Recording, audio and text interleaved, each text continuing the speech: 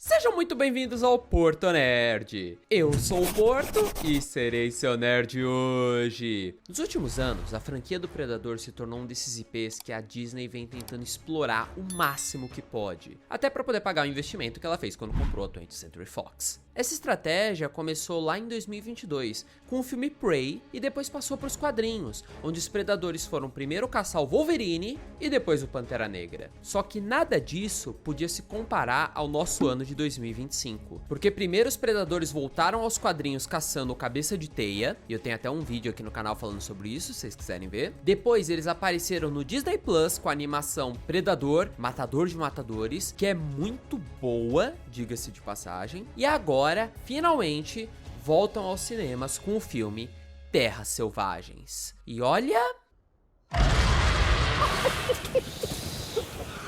é meio bizarro.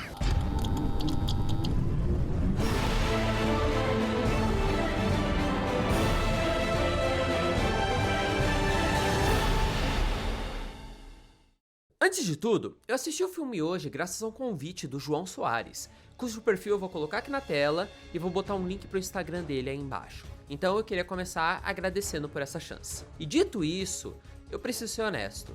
Um filme onde o Predador é o protagonista parecia uma ideia muito bizarra. Tipo, em qualquer filme, os roteiristas precisam fazer com que o espectador não só apoie, como queira assistir a jornada do protagonista ao longo da história. Em casos onde o vilão é o protagonista, isso pode forçar a mão do roteiro para reduzir as coisas terríveis que esse vilão faz, de forma a não afastar o público dele. E em muitos casos, essa versão diluída pode acabar nem parecendo o personagem original. E sim, eu tô falando de você. Some isso ao visual desse predador, que muita gente já tirou sarro logo no primeiro trailer, e eu acho que é até normal que eu não tivesse lá com grandes expectativas pelo filme. Mas, na boa, eu mordi a língua.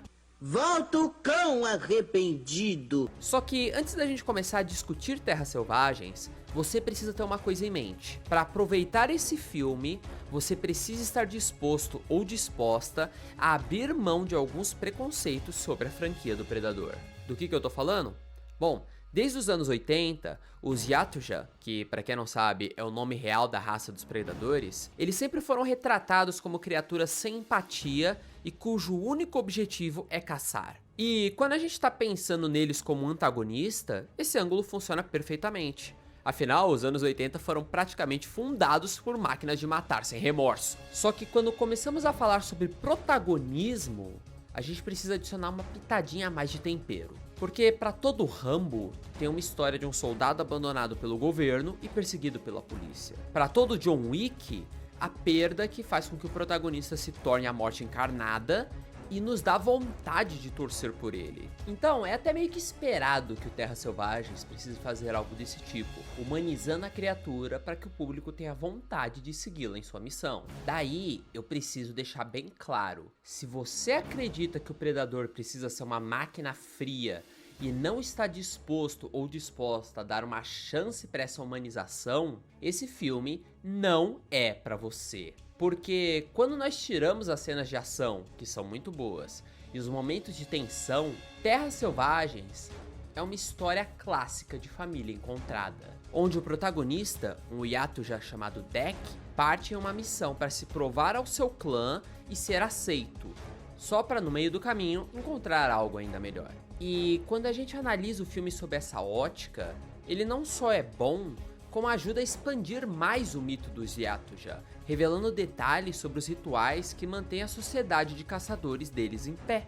E a história, ela é bem redondinha, sabe? Dando um motivo pra tudo, inclusive pro aspecto mais juvenil e até meio bizarro que o Deck tem. Afinal, logo no começo a gente aprende que ele é uma anomalia, um Yatuja menor e mais fraco do que os outros, cuja mera existência parece um erro aos olhos do seu clã. Um erro que eles querem corrigir, se é que você me entende. Os caras tentaram me matar na Amiga Rosa. Os caras não... E é esse estigma e desejo de se provar que leva o Deck, durante o que seria o seu ritual de maioridade, a escolher uma das presas mais perigosas que o seu clã já enfrentou, uma criatura conhecida apenas como Kalik. E sabe que, parando pra pensar agora, Isso é basicamente a mesma coisa que rolou no filme Prey. Ha! Olha só. Roteirinho fraco, né, gente? Só que diferente de Prey, Deck viaja para outro planeta, um local chamado Jenna, que é um planeta onde a gente tem grama de vidro, lagartos que cospem ácido e tudo da fauna e da flora que parece ter sido criada só para ferrar com a vida do Deck, forçando ele a usar todo o seu conhecimento e habilidades só para conseguir sobreviver tempo suficiente para encontrar o Kalik. E é nesse ponto que eu acho que o filme brilha. A tecnologia do Deck é limitada, até pela forma como ele chegou ao planeta. E isso faz com que ele precise usar da sua sagacidade para encontrar as vantagens nas mais terríveis situações. O que, ironicamente, coloca ele mais próximo dos humanos dos outros filmes do que dos predadores, que geralmente dependiam cegamente da tecnologia. E todas essas desvantagens acabam fazendo com que a gente torça por ele e fazendo com que a história dele, por mais que seja simples, se torne extremamente cativante. Mas é claro também que ele não é o único personagem. E isso nem é spoiler, tá? Porque já tava no trailer. Tem uma hora em que ele encontra uma sintética chamada Tia, que já está no planeta há algum tempo, já é familiarizada com o terreno e decide se tornar a guia dele, já que no fim do dia os dois estão querendo chegar ao Kalik. Só que por motivos diferentes. E entre os dois, cria-se uma relação meio God of War, sabe? Entre o Kratos e o Mimir, onde a Tia acaba agindo como o oposto do Deck. Ela é meio que uma matraca sem fim, falando. E eles precisam aprender a trabalhar juntos e a criar um respeito mútuo. Só que eu acho que mesmo nisso é interessante que eles quebram um pouco aquele clichê. Porque ao invés de reagir de uma maneira ríspida aos avanços dela e às tentativas de conversar dela, o Deck simplesmente se mantém estoico a maior parte do tempo e responde quando ele acha que precisa. O que acaba saindo daquele ritmo, até do próprio God of War, em que o Kratos às vezes mandava o Mimir calar a boca porque ficava putaço. E eu gosto dessa parada de que eles não tomaram as saídas fáceis no filme.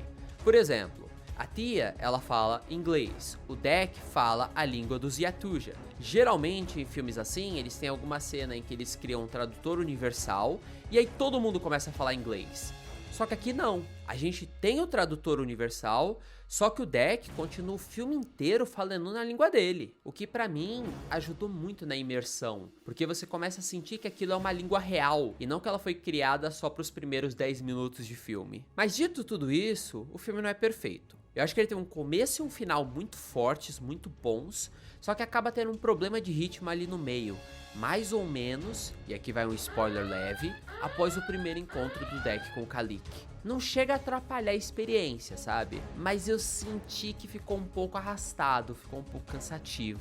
Agora, no nível um pouco mais de lore, tem um momento em que ele sai num combate corpo a corpo com criaturas humanoides e eu tive a sensação que eu tava vendo um filme de super-herói. Tipo, dentro do contexto da cena, fazia sentido. Ainda mais porque os inimigos dele foi estabelecido que eles tinham uma força aprimorada, parecida com a dos predadores. Só que sabe quando você fica com a sensação de que é meio bizarro ver o Yatuja que não vence na força física, que não vence na porrada, sendo que tipo logo no primeiro filme o desgraçado quase tancou uma tora de árvore batendo nele? É meio estranho, sabe? E falando desse bizarro, eu sei que eu disse coisas boas sobre a história de ser um filme de família encontrada, mas ao final eu fiquei... Mano, eu me senti muito estranho, porque eu senti que eu tava assistindo tipo um Casos de Família versão interplanetária, o que me fez imaginar o Deck sentado lá do palco enquanto os pais dele entravam só pra explicar por que o filho é horrível, saca? E foi maravilhoso imaginar essa cena. No fim do dia, eu acho que esse filme por si só é um filme sólido.